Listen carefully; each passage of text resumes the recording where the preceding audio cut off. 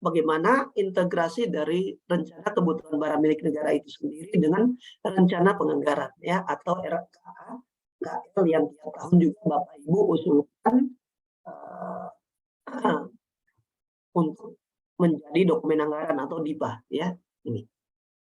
Nah, bagaimana aset dan barang dan uang ya. Nah, ini kita lihat ya.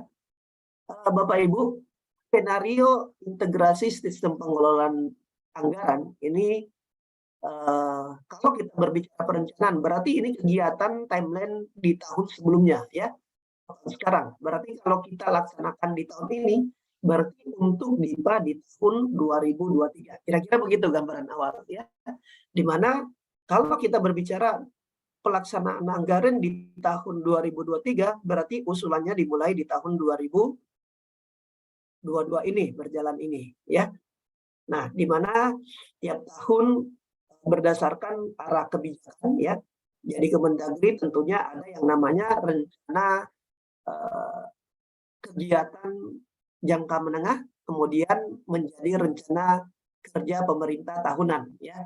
Nah, arah kebijakan di sini kalau kita lihat ini DPR, ini kabinet, ini Kementerian Keuangan. Nah, Bapak Ibu Kemendagri ada di sini. KL-nya ya. Ini kita lihat timeline dari Januari hingga April ya. Apa sih yang dilakukan di sisi perencanaan?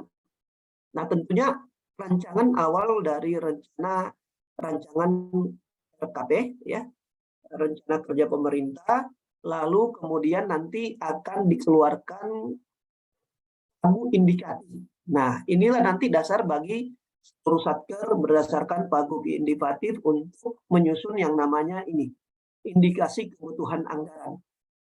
Nah, ini kita berbicara kebutuhan anggaran. Nah, sekarang kita kaitkan dengan RKBMN itu sendiri. Jadi, indikasi kebutuhan anggaran ini salah satu unsur yang membentuk BMN ini adanya skenario RKBMN atau rencana kebutuhan barang milik negara, di mana usulan RKBMN di Satker Bapak Ibu sekalian nanti ini akan ditelaah ya, ditelaah hierarkis oleh kementerian lembaga ya, secara teknis sekjen dengan teman-teman di DJKN. Sehingga nanti menghasilkan namanya RKBMN hasil penelaah yang nanti ya terkait BMN ini nanti menjadi dasar indikasi kebutuhan anggaran bagi kementerian lembaga satker ya untuk nanti dibahas ke DJA. Jadi di sini kalau kita lihat Kemenkeu ada dua eselon 1 yang berperan ya. Ya, yang pertama RKBMN ini ya usulan Kemendak untuk RKBMN ini ditelaah dengan DJKN ya Bapak Ibu ya ini. Hasilnya nanti menjadi dasar oleh Kemendak untuk mengusulkan indikasi kebutuhan anggarannya kepada DJA, Direktorat Jenderal Anggaran ya. Nah ini. Kemudian setelah pagu indikatif ini dikeluarkan ya berdasarkan RKBMN dan RKKL yang diusulkan, kemudian nanti satker diminta oleh Kemendak untuk menyusun rencana kerja. Ya Bapak Ibu ya, rencana kerja apa sih yang akan kita lakukan untuk tahun anggaran ke depan ya. Rencananya dikembalikan kepada Kemenkeu lalu nanti menjadi namanya pagu anggaran Bapak Ibu ya. Jadi pagu anggaran ini nanti dikeluarkan oleh Kemenkeu dalam hal ini Direktorat Jenderal Anggaran ini per kementerian ya. Lalu kemudian nanti setelah pagu anggaran keluar Mendak nanti akan meminta kepada seluruh satker, tadi 248 satker, untuk menyusun namanya rencana kerja anggaran kementerian lembaga. Nah ini. Jadi kalau kita lihat RKBMN ini menjadi dasar ini ya, pagu indikatif, lalu pagu anggaran, kemudian RKAKL ya. Nah kemudian nanti RKKL ditelaah, ini minggu keempat di Juli, Bapak Ibu ya. Jadi kalau kita lihat ini RKBMN malah di awal ya. Kemudian nanti setelah penelaa, lalu dibahas di sidang kabinet ya.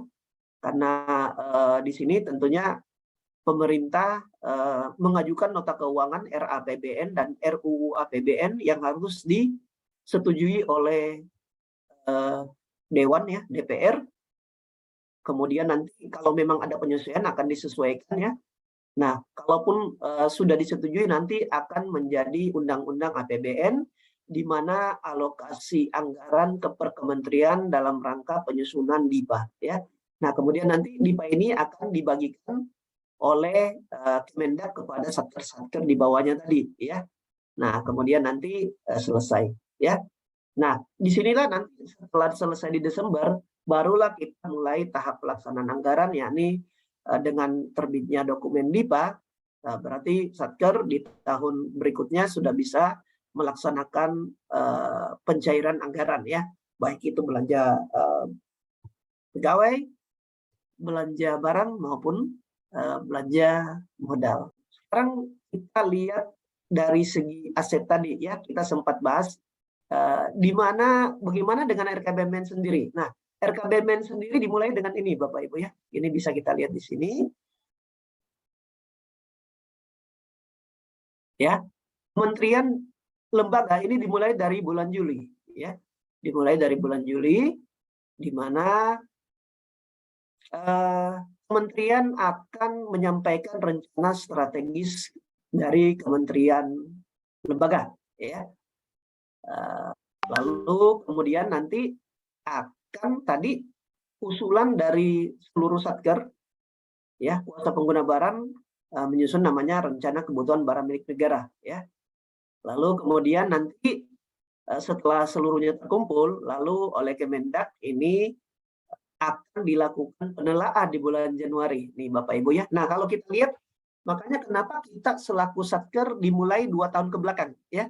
Karena di Januari di tahun anggaran H-2 ya, gampangnya H-2. Nah, ini H-1 ya.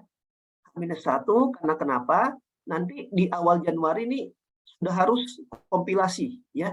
Lalu Januari nanti setelah Bapak Ibu mengusulkan di 2 tahun sebelumnya atau gampangnya kalau tahun ini berarti ini RKBMN yang Bapak Ibu usulkan di tingkat satker tahun ini nanti di tahun depan ya 2023 Januari ini oleh Kementerian Perdagangan ini akan diajukan usulannya ke DJKN untuk dilakukan penelaahan. Nah, gampangnya begitu ya. Nah, ini Bapak Ibu. Nah, di Januari 2023 nanti dilakukan penelaahan, kemudian hasil penelaahan ini nanti di awal Februari. Ya, karena di sini di akhir ya. Penelaahan ini sekitar 2 pekan biasanya atau 3 pekan. Kemudian nanti di awal Februari ini hasil penelaahan. Kemudian nanti akan dilihat skenario-nya. Apakah akan berpengaruh kepada APBN atau tidak? Ya, karena kenapa? Bisa saja kan saat ini Bapak Ibu kita melakukan pengadaan tapi tidak masuk skenario APBN ya. Contoh umpama penyerahan aset idle dari pengelola ya. Itu bisa. Nah, ini kita lihat. Kalau dia tidak berpengaruh ya. Contoh umpama begini. Kita minta bangunan ya. Usul salah satu satker di Kemendak minta bangunan contohnya umpama lokasinya di Jakarta Selatan. Nah, kebetulan satker idle di pengelola ada yang sesuai ya di Jakarta Selatan untuk hal itu. Nah, berarti skenario yang dilakukan oleh DJKN di sini ini tidak perlu minta menyetujui alokasi melalui anggaran ya, tapi bisa dengan cara skenario mengajukan usulan penggunaan BMN tersedia, penggunaan BMN idle, atau bisa saja mungkin dengan skenario alih status penggunaan dari kementerian lagi ya. Nah, ini di sinilah peran DJKN di sini. Nah, ini kalau dia tidak berpengaruh kepada APBN. Nah, bagaimana seandainya hasil penelaahan di sini berpengaruh pada APBN? Nah, kita lihat ya. Berarti kalau yang tidak ini mekanismenya pengelolaan aset. Nah, kalau selesai ya, nah di sini.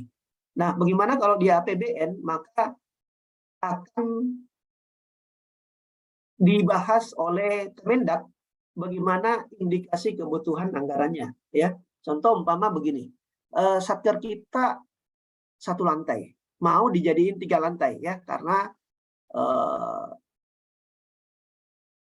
tusinya makin bertambah atau mungkin bisa jadi personilnya bertambah ya, sehingga butuh usulan menjadi